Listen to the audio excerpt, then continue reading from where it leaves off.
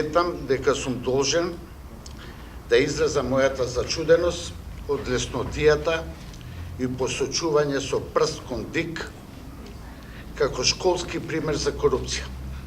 Се атакува на легитимноста, на транспарентноста, се атакува на кредибилитетот на секој од нас како избрани членови на ДИК и тоа по прифатен модел од сите политички партии под присуство на меѓународната заедница. Нема да се повторувам на веќе изнесените ставови од моите претходни два колеги, по однос на законитоста, по однос на член 19, 24, тоа беа прекрасно образложени и објаснети, врз основа на кои членови од изборниот законник Државната изборна комисија донесе подзаконски акт, врз основа на која е донесена и одлуката за исплата на доместоците. Но ќе си дадам за право да искоментирам, како и да отфрлам секаков вид на атак, дека ова тело, нели независно, работеше изминативе години под полн притисок во функција на спроведување на повеќе видови избори, кои треба да ги задоволат стандардите за верификација на изборните резултати.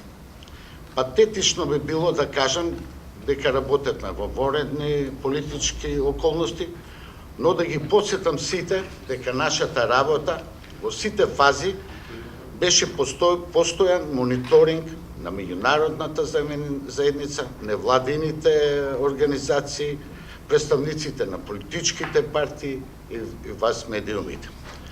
Но нас останува дали ќе донесеме одлука за враќање на парите или ќе имаме доволно сила да изнесеме аргументи во одбрана на истата. Сметам дека се злоупотребува принципот на јавност и транспарентност. Да подсетиме јавноста за сомнежите во избирачкиот список, за неголемата акција за прочистување на избирачкиот список, за денонокното присуство на странските меѓународни организации кои нон-стоп беа присутни во Државна изборна комисија со можност за ажурирање и увид во сите лични податоци. Тој процес траеше повеќе од година дена, изборите се одлагаа неколку пати, а ДИК беше постојано на работа и заседание. Двојно повеќе работни часови од со закон предвидено работно време. За одлуката гласав и јас поради постоење на јасен законски основ, кој пак ќе повторам го, да не се повторувам, го објаснија моите колеги. Дезинформација се дека ДИК зема прекувремени часови за дополнителната своја работа, дневници и други додатоци, бидејќи тие не се предвидени во законот, едноставно Државната изборна комисија донесе подзаконски акт, за основа на кој донесе одлука за одреден надоместок, како што е предвидено во изборниот законник во член 19 и во нашиот правилник. За крај, зар нужно е потребно таква дискредитација ако се сметало дека завршила нашата мисија? Спремен сум ако треба да ја дадам и својата оставка, ако има направен било каков чекор надвор од изборниот законник, на промоција на тој модел, на престанок на мандат, нема да ги задоволи наводно моралните принципи на градењето институции. Дека знае јавноста дека не бевме независно тело, бевме тело со рок на трајање, кој сега треба да престане во овој состав, но не по наша желба. Очекувам дека ваквиот тренд на јавност, на транспарентност, на заинтересираност од медиумите од јавноста ќе продолжи и во другите институции.